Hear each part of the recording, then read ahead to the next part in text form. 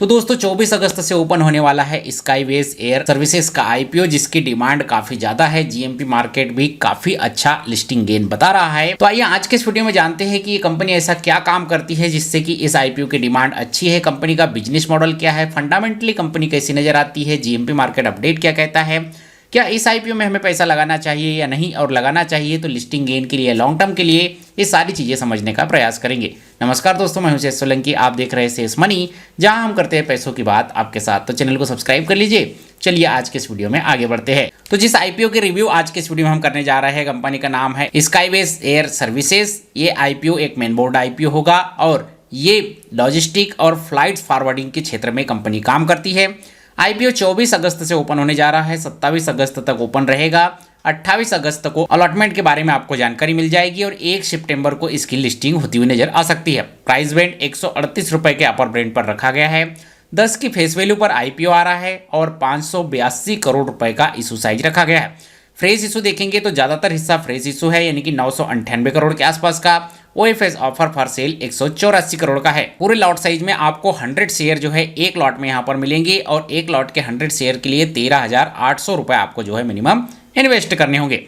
NSC और BSc दोनों पर इसकी जो है लिस्टिंग होगी और आईपीओ के अलॉटमेंट की जानकारी आपको बिग शेयर सर्विस पर देखने को मिलेगी। तो ये तो हुई आईपीओ की बेसिक जानकारी। अब जान लेते हैं कि कंपनी क्या काम करती है, किस तरीके के बिजनेस मॉडल पर काम करती है और कंपनी की फाइनेंशियल कंडीशन कैसी है, ताकि हम ये सुनिश्चित कर सके कि क्या कंपनी में लॉन्ग टर्म के लिए हमें यहाँ पर पैसा लगाना चाहिए या नहीं। कंपनी क्या काम करती है, तो स्काईवेज एयर सर्विसेज मुख्य रूप से फ्लाइट फॉरवर्डिंग और लॉजिस्टिक्स के बिजनेस में काम करती है, जिसमें कि एयर फ्लाइट फॉरवर्डिंग और लॉजिस्टिक यानी कि सामान को इधर से उधर लाने ले जाने वाला काम भी यहाँ पर जो है कंपनी करती है। अच्छी बात यह है कि कंपनी 1984 से इस बिजनेस में है, यानी कि काफी लंबे समय का अनुभव इस बिजनेस का है। कंपनी के फाइनेंशियल कंडीशन की बात करें तो रेवेन्यू पर नजर डाले तो अच्छा खासा ग्रोथ होता हुआ नजर आ रहा है।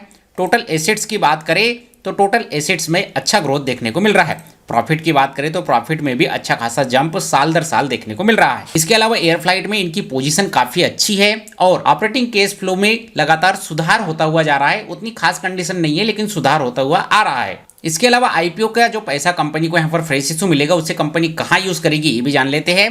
तो आज जो आईपीओ का 398 करोड़ कंपनी को मिलेगा उसमें से 216 करोड़ के आसपास डेट यानी कि कर्जा चुकाने में कंपनी यूज करेगी और 100 करोड़ वर्किंग कैपिटल के लिए यूज करेगी। बाकी का अपना जनरल पर्पस के लिए यूज करेगी। और अभी कंपनी पर कर्जे की बात करें तो 624 करोड़ के आसपास का कंपनी पर कर्ज है। 1.88 की डेट ऑफ इक्विटी आ रही है, यानी कि नॉर्मल तौर से देखा जाए तो कर्ज थोड़ा ज्यादा है और जो आईपीओ से पैसा आएगा उससे कंपनी यहाँ पर जो है कर्ज चुकाएगी। तो अगले जो क्वार्टर के रिजल्ट आएंगे उसमें जो है ये यहाँ पर एडजस्ट होता हुआ नजर आ जाएगा। इसके अलावा एंकर लिस्ट की बात करें तो लगभग 174.5 करोड़ के आसपास एंकर बुक से इन्होंने यहाँ पर जो है जुटा ली है, जिसमें कि सिटी और नोमुरा जैसे बड़े नाम भी यहाँ पर जो है शामिल है। यानी कि कुल मिलाकर इंटरनेशनल इन्वेस्टमेंट भी इस आईपीओ को मिलता हुआ नजर आ रहा है। अब कुल मिलाकर इस आईपीओ के कुछ अच्छे पॉइंट और कुछ नेगेटिव पॉइंट यहाँ पर जो है जान लेते हैं। तो कुछ अच्छे पॉइंट की बात करें तो कंपनी काफी पुरानी है, अनुभवी प्रमोटर्स है, ये भी यहाँ पर जो है अच्छी चीज है। तेजी से बढ़ता हुआ रेवेन्यू हर साल यहाँ पर जो है सुधार आ रहा है।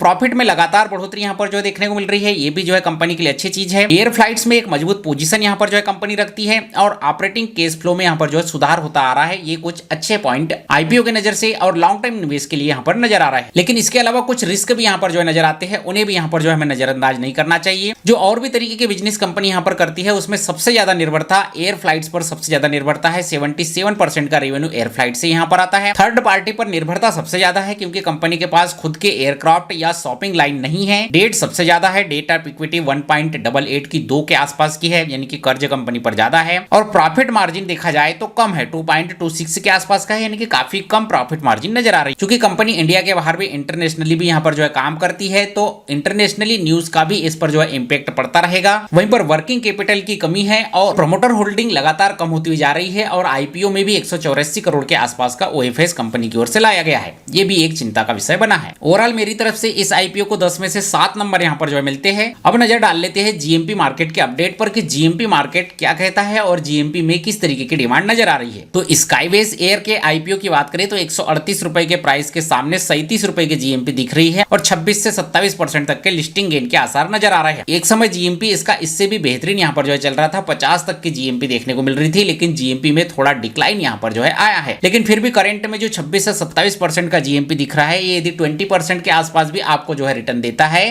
तो लिस्टिंग गेन के लिए डेफिनेटली इस आईपीओ को सब्सक्राइब किया जा सकता है। लेकिन लॉन्ग टर्म के लिए एक रिस्की आईपीओ यहाँ पर जो है नजर आ रहा है। यदि कंपनी ने 1-2 साल में अपना कर्ज वगैरह यहाँ पर चुका दिया और इंटरनेशनली ग्लोबली मार्केट यहाँ पर जो अच्छे रहते हैं तो ये बाकी मार्केट से आउट परफॉर्मेंस कर सकता है। इसीलिए रिस्क लेने वाले लोग इस आईपीओ को लॉन्ग टर्म के लिए भी सब्सक्राइब जरूर कर सकते हैं। बाकी क्या आप इस आईपीओ में पैसे लगा रहे हैं नहीं, हमें जो है कमेंट करके जरूर बताइएगा। ये वीडियो जानकारी अपडेट आपको अच्छी लगी हो, वीडियो को लाइक शेयर, चैनल को सब्सक्राइब जरूर कीजिएगा। मिलते हैं आपसे अगले वीडियो में, तब तक के लिए जय हिंद, वंदे मातरम।